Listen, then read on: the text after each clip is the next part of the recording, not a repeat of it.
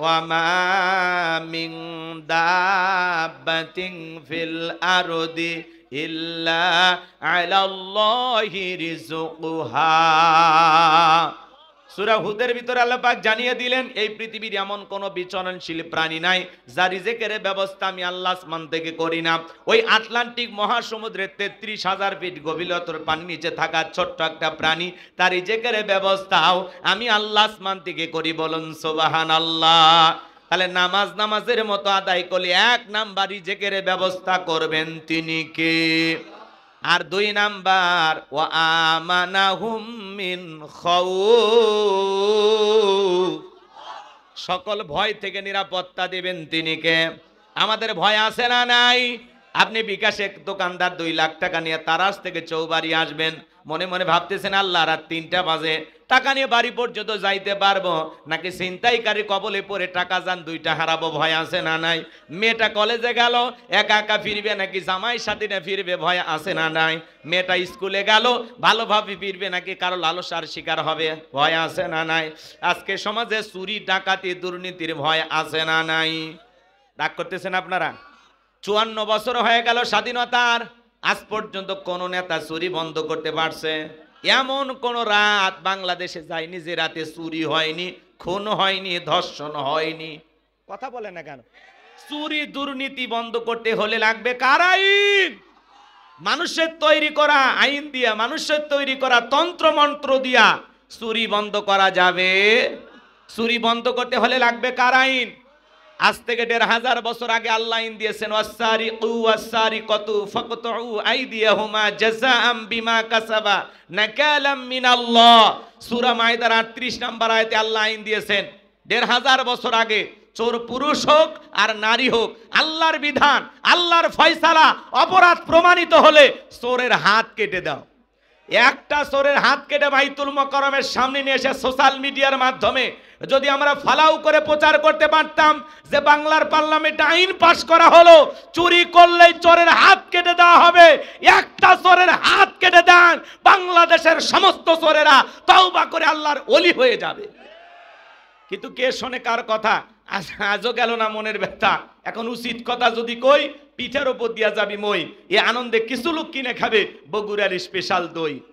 যত দোষ নন্দ ঘোষ, সত্যটা বললে দোষ, করলে অন্যায়ের প্রতিবাদ, নামটা হবে তোমার মৌলবাদ, নামটা হবে তোমার জঙ্গিবাদ।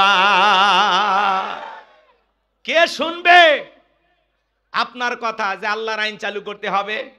কোন নেতা আল্লাহর আইন চালু করতে চায় না, কারণ আল্লাহর আইন চালু হয়ে গেলে বোতল খাওয়া হবে না, দুর্নীতি করা হবে না। কথা বলেন? সরিষাই ভূত। নেতা আল্লাহর আইন চালু করলে ও বলবে বাপরে বাপ, প্রথমে আমার হাত কাটা যাবে, কারণ এই হাত দিয়ে কোটি কোটি টাকা দুর্নীতি করে বিদেশে পাচার করেছে।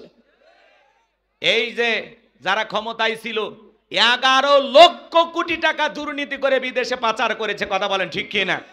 আজকে হাজার হাজার বিঘা জমি যারা জোর করে দখল করেছিল, ব্যাংকের অ্যাকাউন্টে টাকা বোঝাই করে রেখেছিল, আজকে আছে সব রেখে ফেলে গেছে। কথা কন না আপনারা? আছে গ্যারেজে ৫-১০ কোটি টাকা গাড়িগুলো পড়ে আছে, এমপি মন্ত্রী নাই, সব পেলে গেছে। কথা বলেন না কেন? মন্ত্রীরা সব কোথায় গেল? এমপিরা সব কোথায় গেল? কোথায় কাদের কাকা? ওদের সারা দেশটা এখন লাগে ফাঁকা ফাঁকা। পালাবো না, পালাবো না, পালাবো না, যাই না তাদের দেখা, ওদের সারা দেশটা এখন লাগে ফাঁকা ফাঁকা। আইন মন্ত্রী আটকে গেল আইনেরই ফাঁকে, দাড়ি সারা দরবেশটারে ভণ্ড ভণ্ড লাগে। শুনেছি ভাই কত নেতা নেত্রী খাইতেছে ভাই ডান্ডা, বিচারপতি কালামানিকের ফাটিয়েছে নাকি আন্ডা। এটা আমার খবর না, মিডিয়ার খবর। এই বিচারপতি শামসুদ্দিন মানিক আল্লামা সাইদি হুজুরকে মৃত্যুদণ্ডে রায় দিয়েছিল। আমরা বলতে চাই ওই বিচারপতি নামের কুখ্যাত কালামানিককেও ওই একই ট্রাইব্যুনালে মৃত্যুদণ্ডের রায় দিতে হবে।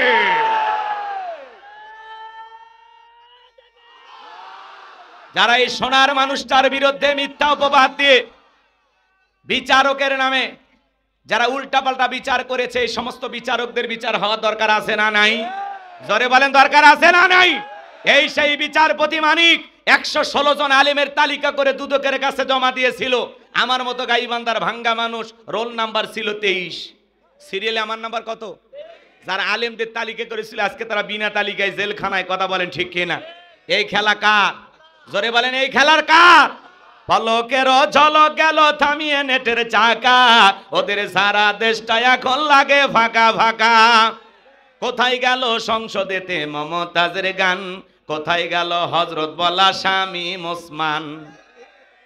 70-80 রাকাত তাহাজ্জুদ পড়তো, বিরাট বড় আল্লাহর ওলি দাবি করতো, 41 সাল পর্যন্ত টিকে থাকার স্বপ্ন দেখেছিল।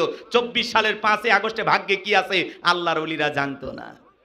খেলাকে খেলাকার বলেন?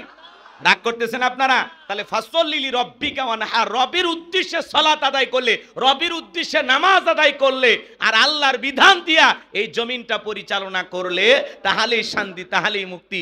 লন্ডন আমেরিকার আইন দিয়া আর ভারতের পানি পড়া দিয়া এই বাংলাদেশের জমিনে শান্তি ফিরানো যাবে না, কথা বলেন ঠিক কিনা? এই জমিনে যদি শান্তি প্রতিষ্ঠিত করতে চান লাগবে কার আইন? আরো জোরে বলেন কার আইন? এই জমিনে আল্লাহর আইন চালু হোক। কারা কারা চান? দুই হাত তুলে আল্লাহকে দেখান। লিল্লাহি তাকবীর। আলা লাহুল খালকু ওয়াল আমরু, সৃষ্টি যার, আইন চলবে সে আল্লাহর, কথা বলেন ঠিক কিনা? আল্লাহর বিধানেই শান্তি, আল্লাহর বিধানে মুক্তি। মানুষের তৈরি করা নিয়ম নীতি দিয়া 56,000 বর্গ মাইলের 56 ইঞ্চি মাটিতেও শান্তি প্রতিষ্ঠিত করা সম্ভব হবে না, হবে না। শান্তি প্রতিষ্ঠিত হবে সেই দিন, আল্লাহর বিধান এই জমিনে চালু হবে যেই দিন। কথা ক্লিয়ার না ভেজাল আছে? তাহলে নামাজি হওয়া লাগবে। নামাজি হব তো ইনশাল্লাহ। আর নামাজি হয়ে এই জমিনে কার আইন চালু করতে চায়? আল্লাহ যেন কবুল করেন, জোরে বলেন আমিন। তাহলে 5 ওয়াক্ত সালাত শুধু মসজিদটা সুন্দর করলে হবে না, ওই মসজিদে গিয়ে 5 ওয়াক্ত সালাত নিয়মিত আদায় করব তো ইনশাল্লাহ। আল্লাহ সবাইকে 5 ওয়াক্ত নামাজি বানায় দেন, জোরে বলেন আমিন। তাহলে হাউজে কাউসারে পানি পান করতে গেলে 2টি কাজ। 1 নাম্বার হলো ফাসল্লি রব্বিকা, রবের উদ্দেশ্যে সালাত, আর 2 নাম্বার ওয়ানহার, রবের উদ্দেশ্যে কুরবানি। কুরবানি হবে কার জন্য? আরেকটু জোরে বলেন কার জন্য? রাগ করবেন না বাজান। ওয়ানহার মানে কুরবানি করা, নিজের আমিত্বকে কুরবানি করা, অহংকারকে কুরবানি করা, নিজের ভিতরে থাকা পশু সুলভ আচরণকে কুরবানি করা, নিজের জানমাল অর্থ সময় সব আল্লাহর জন্য কুরবানি করা।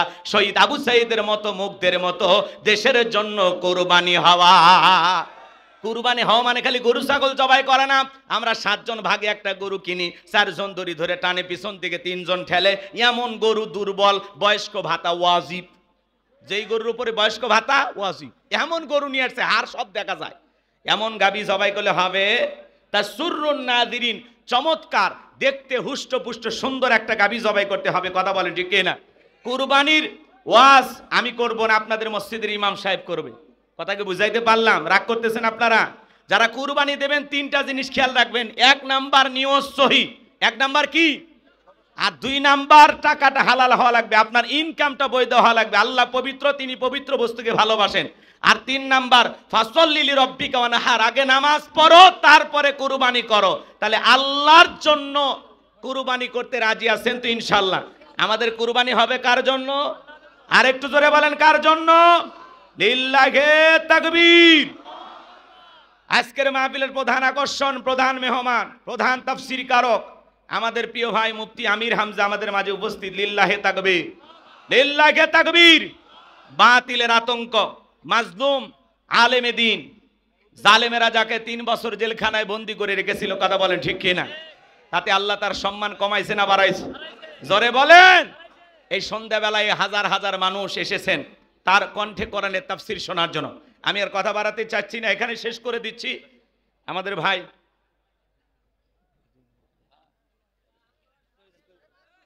এই ভাবে বস, ঠিক আছে ঠিক আছে, অস্থির হয় না। এদিক খেয়াল করেন, রাগ করতেছেন আপনারা? তাহলে শেষ আয়াতের শেষ কথাটা কি ছিল আমি 1 মিনিট পরে বলতেছি। এদিকে খেয়াল করেন, আমাদের জানমাল সবকিছু কুরবানি হবে কার জন্য? আল্লাহর জন্য। সবকিছু কুরবানি করতে রাজি আছেন তো ইনশাআল্লাহ? রাজি আছেন তো ইনশাআল্লাহ? যদি কখনো ডাক আসে প্রয়োজনে বিবির কাছ থেকে বিদায় নিয়ে, সন্তানদের কাছ থেকে বিদায় নিয়ে, মাথায় কাফনের কাপড় বেঁধে আল্লাহর এই জমিনে আল্লাহর দ্বীনকে প্রতিষ্ঠিত করার জন্য কারা কারা বুকের তাজা রক্ত দিতে রাজি? 2 হাত তুলে আল্লাহকে দেখা। লিল্লাহি তাকবীর। হাত টান টান করে তুলুন। ওই যে মাঝে মাঝে হাত বেঁকা দেখা যায়, 2 হাত সোজা করার শক্তি না। আপনি পুরুষ মানুষ, দুধ ডিম ভিটামিন ক্যালসিয়াম মাঝে মাঝে কিনে খাবেন, একেবারে দুর্বল হলে চলতে পারবেন না। সোজা করেন, সোজা করেন। আমার আল্লাহ রাব্বুল আলামিন বলেন, ইন্নাল্লাহা আশতারা মিনাল মুমিনিনা আনফুসাহুম ওয়া আমওয়ালাহুম বিআন্না লাহুমুল জান্নাহ। সূরা তাওবার 111 নম্বর আয়াতে আল্লাহ রাব্বুল আলামিন জানিয়ে দিয়েছেন, নিশ্চয়ই মুমিন বান্দাদের জান মাল আমি আল্লাহ ক্রয় করে নিয়েছি, বিনিময়ে দেব জান্নাত। বলুন সুবহানাল্লাহ।